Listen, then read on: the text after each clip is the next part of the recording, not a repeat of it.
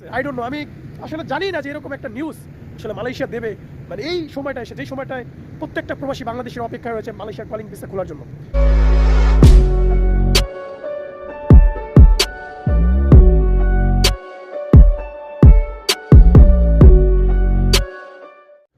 Hello everyone, আসসালামু আলাইকুম। ভিডিওটি যে যেখান থেকে দেখছেন সবাইকে জানাই আন্তরিক শুভেচ্ছা এবং ভালোবাসা। আজকে কথা বলবো মালয়েশিয়ার কলিং ভিসার নতুন যে আপডেটটা রয়েছে সেটা নিয়ে। অনেকেই দীর্ঘদিন ধরে মালয়েশিয়ার কলিং ভিসার খোলার অপেক্ষায় রয়েছেন যে মালয়েশিয়াতে যাবেন নতুন করে কাজকর্ম করতে।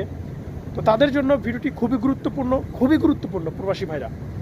কারণ গত 2 দিন আগে মালয়েশিয়ার গভর্নমেন্ট থেকে বা শ্রম মন্ত্রণালয় থেকে যেই বিবৃতিটা দিল সেটার শোনার অপেক্ষায় আমার মনে হয় না যে প্রবাসী বাংলাদেশিরা এত দিন ধরে বা এত বছর ধরে তারা বসে নাই। ঠিক আছে, এটার জন্য আমিও অপেক্ষা করি নেই বা আমিও কখনো চিন্তা করি নেই। ঠিক আছে, আই ডোন্ট নো, আমি আসলে জানি না যে এরকম একটা নিউজ আসলে মালয়েশিয়া দেবে। এই সময়টা এসে, যেই সময়টায় প্রত্যেকটা প্রবাসী বাংলাদেশের অপেক্ষায় রয়েছে মালয়েশিয়ার কলিং ভিসা খোলার জন্য। তো যাই হোক, যেই দুঃখের যে সংবাদটা দিল সেটাই আজকে আপনাদের মাঝে শেয়ার করব। ভালো খবর নাই রে ভাই, কলিং ভিসা নিয়ে ভালো খবর নাই। তো যাই হোক, ভিডিওটি শুরু করার আগে আপনাদের কাছে রিকোয়েস্ট থাকবে, যারা এখন আমার চ্যানেলটি সাবস্ক্রাইব করেনি তারা এখনই করে দিবেন, আর যারা করেছেন তাদেরকে অসংখ্য ধন্যবাদ। আর একটা বিষয় হচ্ছে যে গত কয়েকদিন হবে আমি একটা ফেসবুক পেজ খুলেছি, সেই পেজে আমি সেম ভিডিওগুলো আপলোড করব, ইউটিউবে যে ভিডিওগুলো দিই। তো সবাই পেজটি ফলো করবেন, যারা আমার ভিডিও দেখেন তারা অবশ্যই আমাকে এই হেল্পটা করবেন যাতে আমি ফেসবুকটা নিয়ে একটু সামনে যেতে পারি। তো সবাই ফেসবুকের লিঙ্কটা আমি দিয়ে দেবো আমার ডিসক্রিপশন এবং কমেন্ট বক্সে, সবাই একটু জয়েন হবেন ফেসবুক পেজটিতে। তো যাই হোক প্রবাসী ভাইরা, যে বিষয়টা ঘটলো সেটা হচ্ছে, শুরুতে যে বিষয়টা জানাই সেটা হচ্ছে যে মালয়েশিয়ার কলিং ভিসা আর খুলবে না ভাই। এতদিন খোলা না খোলার ভিতরে আমরা ছিলাম, কিন্তু বর্তমানে আমি আজকে হচ্ছে 31 তারিখ মার্চ মাসের 2026 সাল, 3 মাস চলতেছে। মালয়েশিয়ার কলিং ভিসা আর কখনো খুলবে না এবং বাংলাদেশ থেকে নতুন করে মালয়েশিয়াতে আর যেতেও পারবে না কর্মীগুলো। যদিও যায় সেগুলো ধরে নেন যে দালাল বা কোনো ভুয়া চক্রের হাতে পড়ে যাচ্ছে। ঠিক আছে, কেন বললাম, গত এই আপনার 29 তারিখে, আজকে হচ্ছে 31 তারিখ, আমি ভিডিওটা নিয়ে আসতে পারিনি, এই জন্য দুঃখিত সময় মতো, কারণ কাজকর্ম করি, সবসময় আপডেট আসলে আপনাদের মাঝে দিতে পারি না। তো যেই বিষয়টা হচ্ছে সেটা হচ্ছে যে মালয়েশিয়ার যে নতুন যেই ঘোষণাটা দিল, তারা বলতেছে যে তাদের দেশে যেই শ্রমিক রয়েছে সেই শ্রমিক এখন থেকে এখন যে শ্রমিকরা রয়েছে তার থেকে আরও 10% কমাবে এবং বিদেশে যে কর্মী রয়েছে তাদেরকে কমিয়ে তাদের দেশের যে নাগরিক রয়েছে সেটা তারা স্থিতিশীল করবে, তাদের দেশটাকে পুনর্গঠন করবে, তাদের দেশের কর্মীদের তারা কাজে লাগাবে।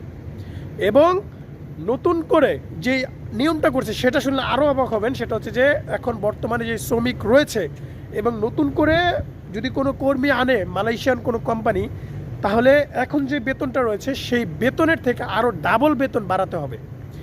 এখন গত বছর 1800 টাকা বেসিক করেছে মালয়েশিয়ার রুপি, মালয়েশিয়ান রিঙ্গিত 1800 রিঙ্গিত করেছে বেসিক। তো এই যে একটা লেবারের যে 1800 বেসিক রিঙ্গিত করেছে, এটাই কিন্তু আপনার মালয়েশিয়ার যেই কোম্পানির যে মালিক রয়েছে তারা কিন্তু হিমশিম খাচ্ছে ভাই। ঠিক আছে, আপনারা তো জানেন না, তারা হিমশিম খাচ্ছে। মালয়েশিয়ার কর্মের অবস্থা ভালো না। আমার নিজের আপন ভাই রয়েছে ওইখানে মালয়েশিয়াতে, তাদের কাজকর্ম করাতে পারছে না, বেতন ঠিক মতন দিচ্ছে না। এই যে বেতনটা বাড়ানোর পর, এবং মালয়েশিয়ার অর্থনীতি তেমন একটা ভালো যাচ্ছে না গত কয়েক বছর ধরে। তো এখন তারা যেই সিদ্ধান্তটা নিল, আমি কখনোই চাইবো না যে একটা লেবারকে আমি 2000-3000 রিঙ্গিত দিয়ে আমি মালয়েশিয়াতে আনবো, কখনোই চাইবো না। তো এই যে না চাওয়ার কারণটাতে কিন্তু মালয়েশিয়াতে শ্রমিকের ঘাটতি হবে এবং বিশেষ করে বাংলাদেশ থেকে তো শ্রমিক বন্ধই হয়ে যেতে পারে এক কথা বলতে গেলে, যদি এরকম কোনো নির্দেশনা, যদি নিয়মটা যদি বাস্তবায়ন করে। যেই আইনটা কিন্তু এখনও পাস হয় নাই, কিন্তু তারা এটা চিন্তা ভাবনা করতেছে, এটা নিয়ে সামনে আগাচ্ছে। যদি এই আইনটা বাস্তবায়ন করে তাহলে কিন্তু প্রচণ্ড পরিমাণে একটা ধাক্কা খাবে মালয়েশিয়ার শ্রমবাজার থেকে বাংলাদেশ তো এখন বর্তমানে তলানিতে রয়েছে। কারণ যে দালালের বাচ্চারা যেভাবে সরকার দলীয় লোকরা যেভাবে মিলেমিশে মালয়েশিয়ার শ্রমবাজারটা নষ্ট করে দিচ্ছে দালালের হাতে দিয়ে। বাংলাদেশের আর মালয়েশিয়া থেকে রেমিটেন্স আর পাঠানো লাগবে না, ঠিক আছে? বড় একটা ধাক্কা। সবাই যারা অপেক্ষা করেছিলেন যে প্রবাসী ভাইরা যে মালয়েশিয়া কলিং ভিসা যাবেন নতুন করে, যারা খুলবে, যারা যেতে চেয়েছিলেন যে খুলবে বলে, তো সবাই একটু অন্য দেশে ট্রাই করেন, ঠিক আছে? আমি যেটা আপনাদেরকে বলছি কান দিয়ে শোনেন। আমার নিজের ভাই রয়েছে ওইখানে, তারা এখন সুবিধা করতে পারতেছে না ভাই, ঠিক আছে? তাদের যেখানে 10 ঘন্টা 12 ঘন্টা ডিউটি হওয়ার কথা, সেখানে 3 ঘন্টা 4 ঘন্টা ডিউটি হয়, এবং সেই টাকাও তারা মালিক ঠিক মতো দিচ্ছে না।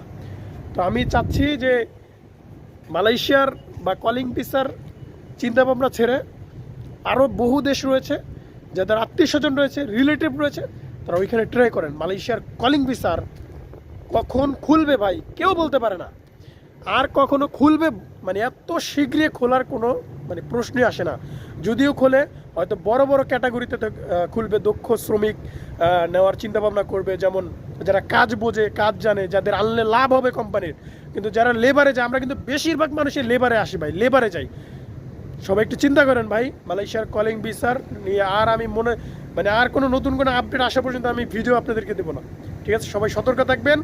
আজকের মতো এই পর্যন্তই ছিল। ভিডিওটি ভালো লাগলে অবশ্যই শেয়ার করবেন, কমেন্ট করে আপনার মতামত জানাবেন, আপনার বন্ধুদের কাছে অবশ্যই ভিডিওটি শেয়ার করে দেখার সুযোগ করে দেবেন, এবং আমার ফেসবুক পেজ রয়েছে, সবাই পেজটি ফলো করে আমার সাথে থাকবেন।